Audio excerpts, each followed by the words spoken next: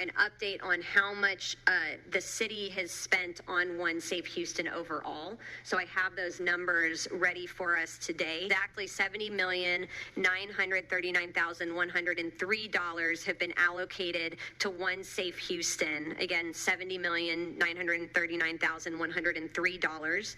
That is as of February 17th. Patrol enhancements, over $5.7 million. Additional dollars for Parks Department and Safety, $1.9 million.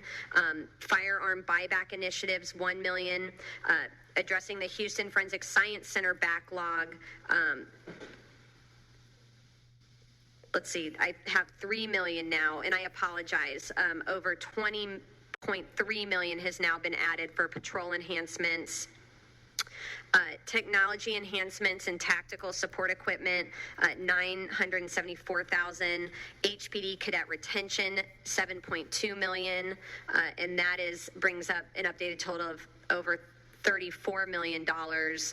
That's for violence reduction and crime prevention. And then for crisis intervention, response and recovery, credible messengers and violence interruption, $3 million. Community reentry network programming, $1 million. Domestic violence, $9.6 million. I think that's the largest number other than overtime and additional patrols.